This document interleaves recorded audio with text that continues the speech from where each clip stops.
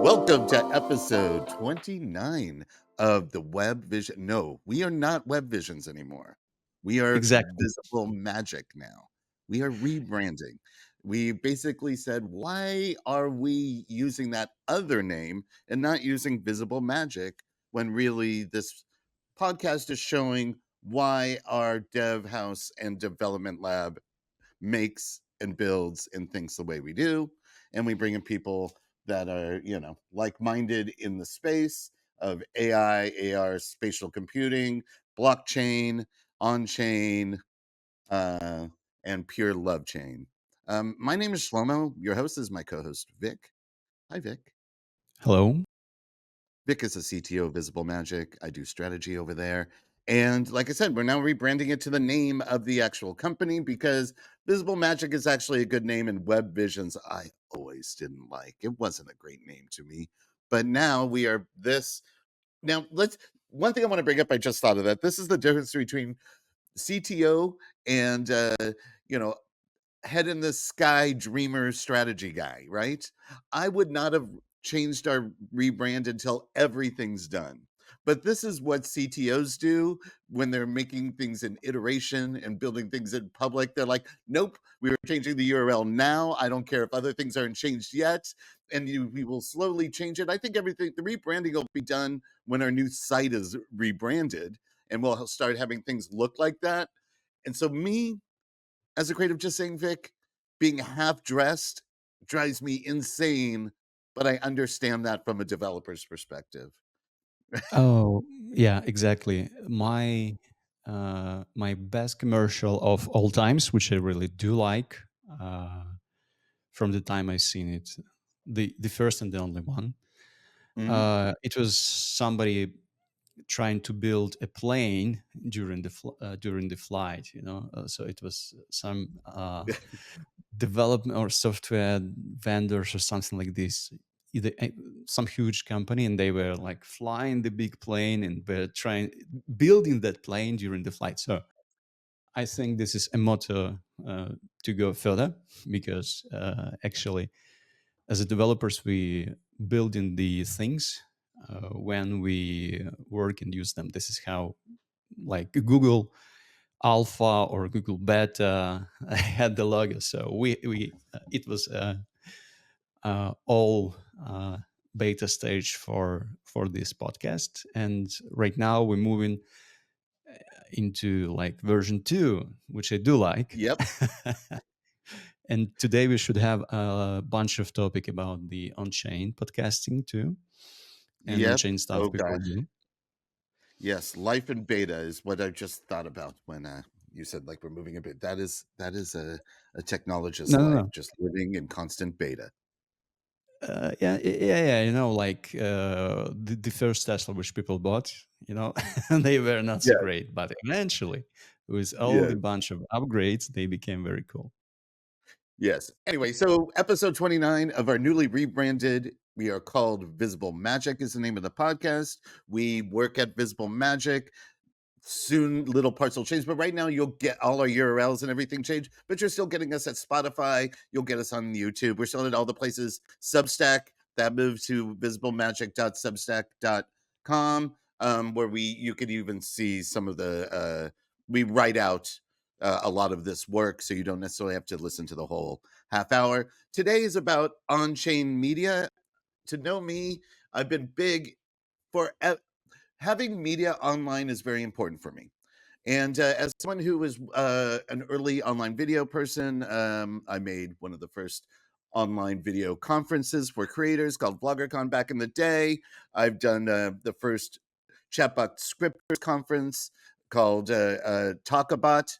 That was done about 8 years ago, right? So I've always been involved in these kind of media situations.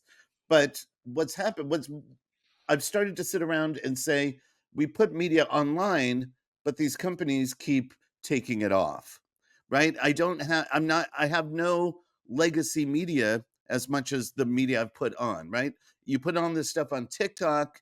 When TikTok closes, you don't have your TikToks anymore. They're gone. What does that mean? So for me personally, with online video, way back in the day, and this is going to be some intro sort of stuff for us, right? Way back in the day, there was a site called blip.tv. They were Hmm. making it for online video creators. I Hmm. was an advisor over there, and they made a button on their uploader, right? That was basically the Shlomo button. It had my name in it, right? Because as an advisor, I told them I would not be advisor if they did not do this. When you upload to blip.tv, it would also auto upload you to the Internet Archive, right?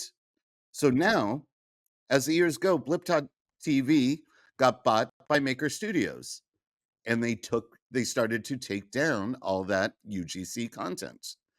Then Maker Studios got bought by Disney, and then they took down all of blip.tv's content. There's nothing there, right? But if you go to archive.org and you type in Shlomo Rabinowitz, you will see a couple hundred of my videos that were made almost 20 years ago. I think about this because MTV.com, right? Paramount Plus just took down the MTV.com archives and they're now gone. Except all of a sudden, 2 days ago, they're back because the Internet Archive made a deal and got the archives. This is Hmm. historical. This is historical internet stuff that we need to still be here, right? Because these are reference points of how people are living in the past. If you took down, let's say, the MTV archives, we're missing minutia about the 80s and about the 90s mostly of music and culture. It's just gone. And How will yeah, and I can strongly support this um, because do you know that there is an archive section on New York Times when you can literally go back to the start of 20th century or something like this, and it was extremely interesting to read through all these newspapers Mhm. uh, while I was doing the research on some specific topics. It was really invaluable information, how people felt that time, how people lived that time. And interesting thing is we live in era of, like informational tsunami. Everyone knows this. But even to support your statement, even YouTube started to took down some inactive channels and videos which didn't have too much views. And they did that with a purpose because the amount of information stored on YouTube is unique. They have the most capable data store, I would say, in the world. Mhm. I'm not quite sure about the universe, the whole universe, but maybe some, Mhm. green mans have much more than YouTube. But Mhm. um, there is estimations that till the 2030, our yearly growth of informational, like new information per year, gonna be something like around 100 zettabytes. I just Mm. cannot count the number of zeros in that. This is for entire Earth population. Yeah, so Mhm. we generate one around 100 zettabytes information per year. That's So insane. that's really insane because for example 10 years ago it was like probably the whole or half of the whole information we created as a humanity in storable way, and right now we're just incrementing and incrementing this per year. And Mhm. with the approach of 3D media and like creators like YouTube, or sorry, TikTok, and stuff like that, and the flood of information will be insane. This is my Agreed. take on it. Yep. So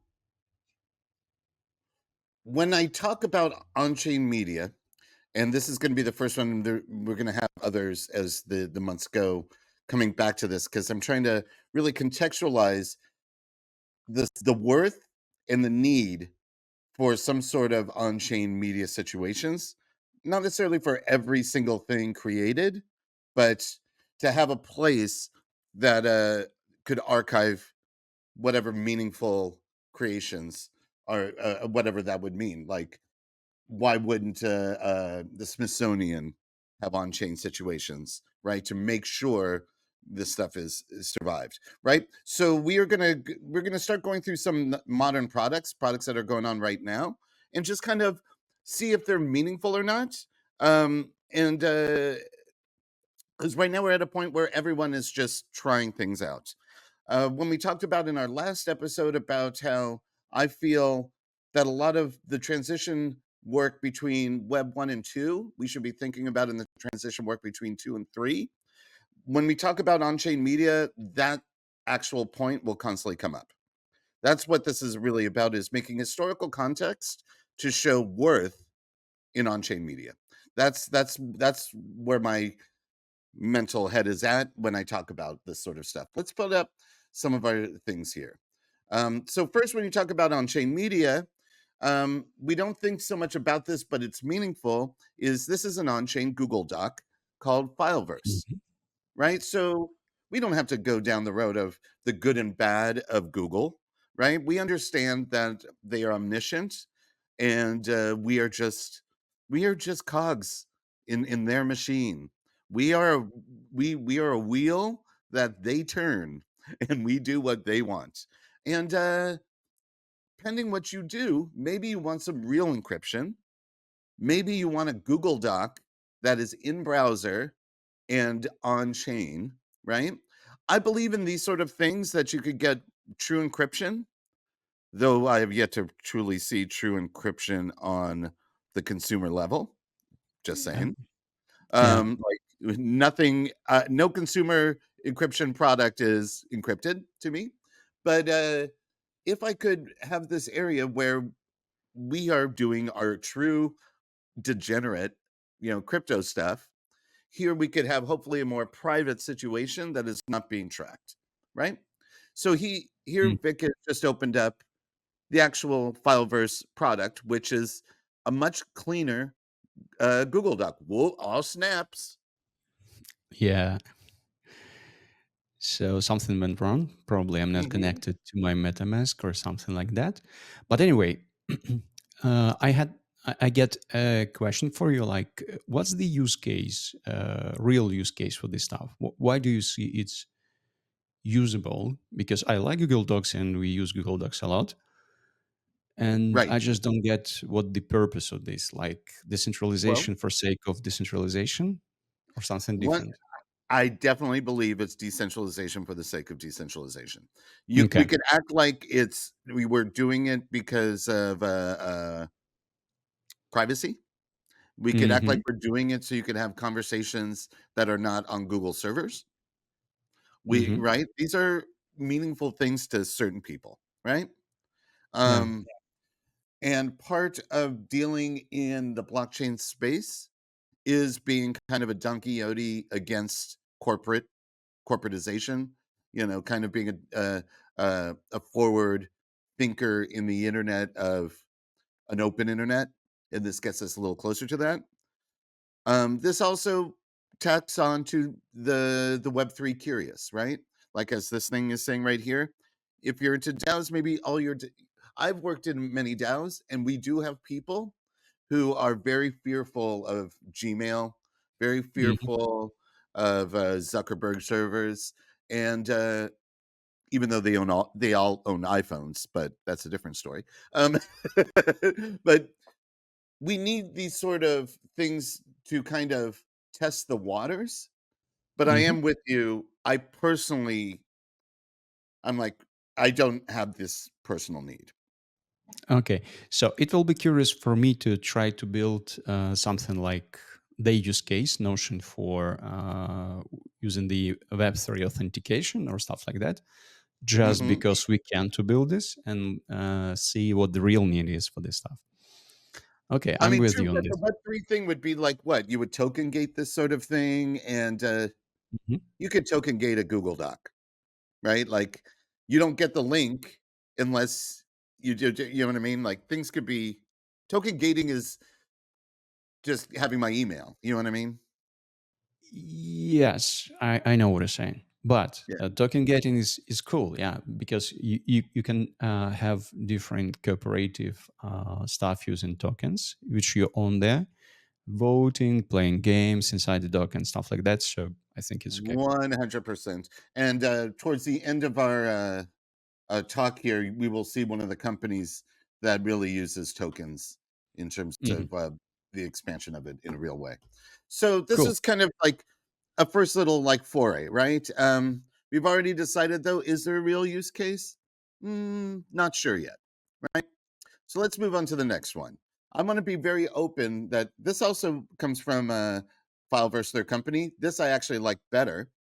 This is an SDK for on-chain likes and minting on Hmm. any website.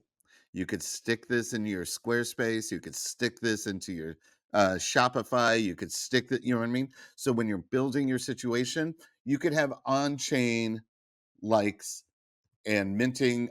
Why is this interesting? I think this is cool because now we get breadcrumbs of interaction on chain. So if I token gate a situation, if I connect this to a token, then I could have that token make sure it's keeping up with your interactions. I could have a suite of products that now I could check out how you click yes on a myriad of places on the internet, all tied into one situation. This part I'm into. And when we talk about on-chain media, a big part of media is interactions, right? Especially right now, if you're a marketer, interactions is our metric more than numbers. It's like I could have 10 viewers, but if I only have one interaction, that's not good enough for me. If I have 10 viewers, I want closer to 8 interactions, right? That's the metric right now. And this helps track that in a blockchain way.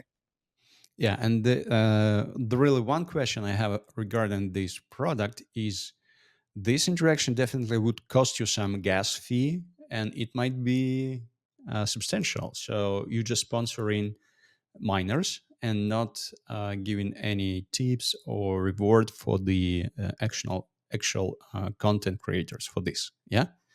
So Interesting that you're saying that. Okay. what's the purpose? Why would I need to pay my gas fee instead of clicking sign on the Facebook? Why would I need to pay the gas fee for this?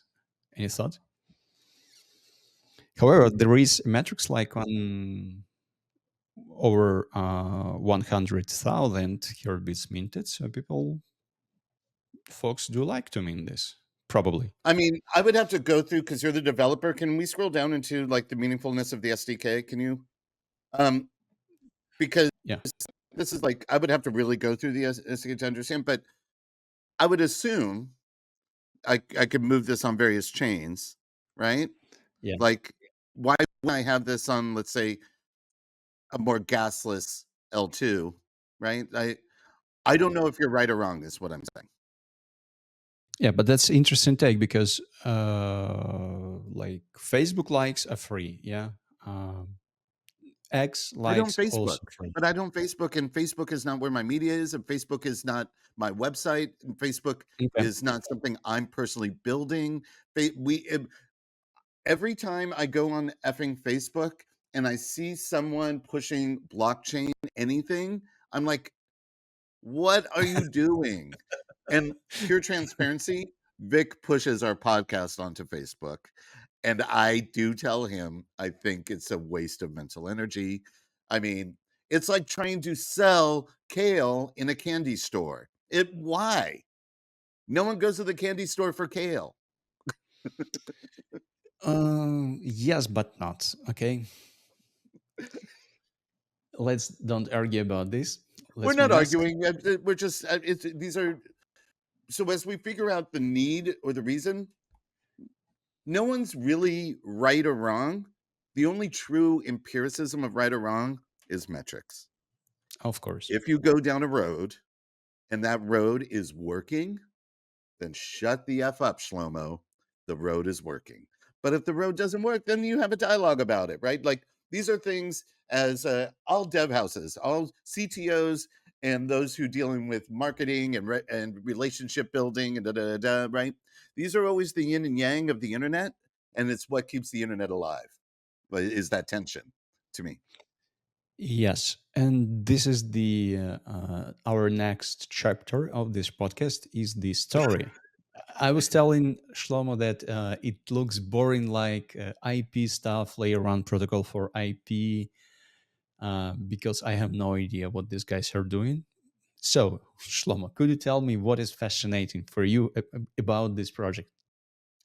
I find this project more aspirational than anything else, Okay. as it's still being built. Click over to their actual homepage one. Do we have that tab up there? Because it just looks prettier, and it'll show us some things. So what Story Protocol is doing is building what they call a layer one IP protocol, intellectual property protocol. What does that mean? Well, IP, as they put it, is the world's biggest asset class, right? IP, is the movements. To me, IP defines various communities and moves people around, right? That's the internet. And what they are trying to do, or in the process of doing, is putting your IP into programmable blocks. So you could take your full IP, let's use a big one. Let's go Star Wars. Star Okay. Wars, Star Wars IP, if you broke it down into blocks, is a million different things, which is why it's so valuable. Like, in other words, a million, like, you now have textile distribution of shirts and bedding, right, of Star Wars. You have streaming media, like what is going on D plus to point to what is going on in the movie theaters. You have Mhm. toys. You have books, right? Now you want to do something within the Star Wars universe. To get involved in their IP is a very a long and siloed process because we're talking Star Wars and Disney. But if you break it out into blocks, in other words, here's the one that deals with our book merchandise. Here's one that deals with some of our lore stuff, whatever, right? Um, Mhm. and could see the work in the ins and outs of it. I could get to that IP block quicker. It would already have the contract set up for negotiation, like to start the situation, and it starts to streamline this process. Okay. So legal tech on chain, I see that it's a very strong movement right now, and this looks way more thought out than initial projects during the ICO era. I would say this is Hmm. real stuff being built in this era. So, how would you benefit and how would you use this protocol for your own purposes? Like, what is the And case? that's what I'm trying to figure out for myself. I've just started going through their docs, which are Hmm. extensive, right? One thing I like about these people is they really are getting um, they're they're serious. It's Hmm. granular. There's a lot of stuff going on in this already. Right, here we go. Application ecosystem, proof of creativity, programmable IP license, and then the blockchain layer, right? Hmm. Like that is in a very simple way. It's still a lot of aspiration here, but it's Hmm. buildable.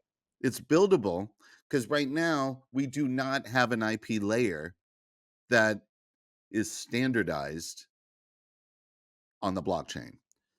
There Okay, so can be meaning as things go for that one thing I just said, which is a standardized IP protocol layer is something that I believe can be useful, but it won't be useful unless critical situation mass starts to happen, right? And that's a while off. This is years off to me. okay. Thanks a lot for bringing this up. I will keep an eye on those guys because I'm not in this field. Okay, Totally, totally. really Well, interesting. one thing I know what you like about tokenization, you like the tokenization of real world assets. This is Yeah, in there, yeah. right? This Hmm. is real world assets.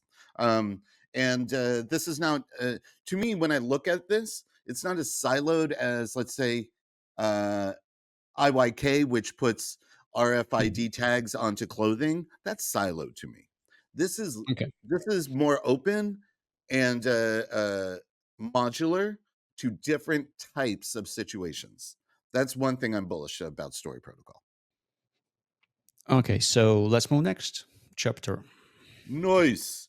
So we had talked to these folks. This is Pods.media, right? Yeah. I had a couple meetings with these folks. They were nice folks. They're doing a thing. They are doing basically this is podcasts on chain. Hmm. These are all on chain. What does that mean? Click one of them if you'd like. Oh, here you go. Mint activity. Scroll down. You Okay. see mint activity. People are buying things, right? See here's Scoop Records. Da, da, da. These are individual podcasts that have tokens. There you go. See? And you could Yeah. collect and then see you could collect multiple free and then there's splits, right? Hmm. I did not put us on here when I first looked at it. Let's say episode 3 or something. We may have talked about this early Yeah. on, 3, maybe 6, really early on in our work on the podcast. And I did not want us to be on there while we were still figuring ourselves out, right? Um, Now that we're about to rebrand, we got a bunch of episodes. Maybe we'll go on. As I say a lot, I just don't believe in busy work. And if there's no real traction happening in these situations that is meaningful, we are literally just throwing things around the internet. But now that they're getting a little more developed and they're still here, funny, about 3 months ago, welcome to the world of crypto, there was a bunch of pumping of these. Like on mint.fun, people were buying and selling. You could tell a collection of folks were running around just picking these up for free and selling them to each other to pump them up. And I thought that was really funny. Yeah. I support that. That's the crypto we like. Yeah. Yes, that's the crypto we like. So, what do you think? Is there meaning to putting my? I understand tokenization. I'm not sure if this is on chain. I hope it's not. I would not want these podcasts on chain. It's a waste of space. Of course. Um, but this facilitates tokenization, right? Which does all the things we already understand of sharing, trading, owning, collecting, acknowledging fans, right? Um, and then it also just shows you're eating the dog food, right? I feel Mhm. Pods.media more than anything else says because of these folks you're seeing are really like you and I. We eat the dog food in the space, so we understand the meaningfulness of the space, right? Um, and it may be getting us time to play with this, but I just don't believe it'll change our lives other than to say we're here. Yeah, I would say that we would spend some gas fees, and that's it. Maybe it's a new, maybe the audience is very different, and maybe it's all about the audience, like the Clubhouse was in the first Mhm. day of its life. So it's definitely worth to try and see what will happen with this. So let's move I next. gotta say though, that little mint graphic there with the doodles, JPEGs moving in the background and the audio thing, I like it. If they make those for us, Oh, me likey, sorry. right? I think those are cute. All right. All right. All right, so here's Daylight. Daylight, I'm a huge fan of. And it's funny with online media, this whole episode, we keep talking about tokens and Okay. the importance of tokens, right? Is the contextualization of various communities within the individual. So I have a crypto wallet filled with tokens and NFTs. These are things I don't look at in communities I don't check out all the time, but are still mine and are meaningful because they're mine. What Daylight does, you connect your wallet to Daylight, you give them your email, and when things are happening with the tokens in your wallet, it will send you an email to tell you to get to interact with it if you want. In other words, you have a JPEG from Pudgy Penguins, and Hmm. I am someone who's starting a new community, and I want the Pudgy Penguins in it, and I put you on the allow list. You will now get a Daylight email saying, hey, you own a Pudgy Penguins and you're on the allow list for this thing you've never heard of. And so you could check it out, decide if you want to be involved. Bullish. Love it.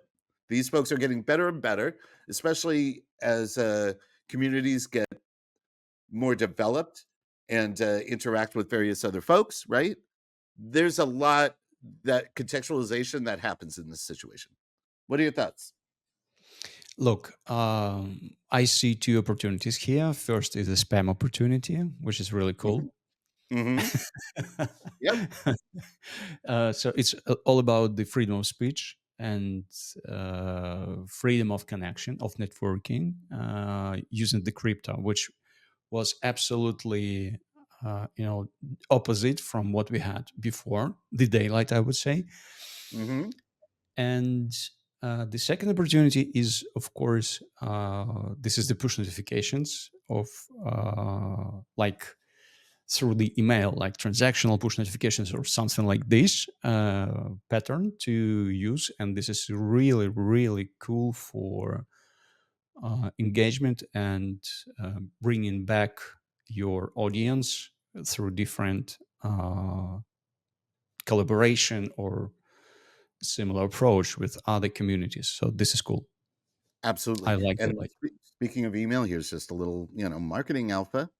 For those who are not thinking about it, like Gen Z buys more from prompts in their email than from any other place. So when you're thinking about Web3, blockchain stuff, these situations, what's going on blockchain and the people who are involved, right, is a much younger audience. And that younger audience gets bigger and bigger in the blockchain space. They Mhm. are they purchase more through the prompts of email than anything else, right? Not from Mhm. TikTok, not from Instagram, not from a Facebook ad, from their actual email. And this hits that. I This love is it. actually thanks a lot for bringing this up. This is really insightful for me to to know about this daylight product. Definitely, we're gonna use. We will try to use them and play a little bit around. Oh yeah, I think when we rebrand this happy little every situation we're doing on our podcast, then maybe we'll play around. We'll go to daylight because you can uh, spam these emails in daylight emails like you can't. They have sponsored posts, and we'll Yeah. tie into some communities and play around. And with that, that is just part one of why the heck is on-chain media worthwhile. We were going to come back to this a bunch, especially as I keep refining my thoughts on this as we get ready for the next round of conferences where I'll be speaking about this a lot. That's really a big thing we're going to do is show how the transition of Web 1 and 2 needs to be critically thought about as we transition from 2 to 3 and how there's actual commonalities in all that to make the ecosystem. Vic, what should people do? Um, just subscribe this time, guys. Please subscribe. Give us some. Give us some Right, likes. not just Subscribe. likes is good. We need some more. Vic wants some more subscribers. And if Of you're course. on YouTube and you see what's our YouTube page now? Visible Magic Official. This is our new handle. Boom. If you go over there, you'll see we're making 3 or 4 shorts a week from these things. Um, Friends, go press buttons on YouTube for us, please. We this is a Web Vision, no, Invisible Magic, episode 29. In the can, we will see you next week. Much love. See you next week. It was fun.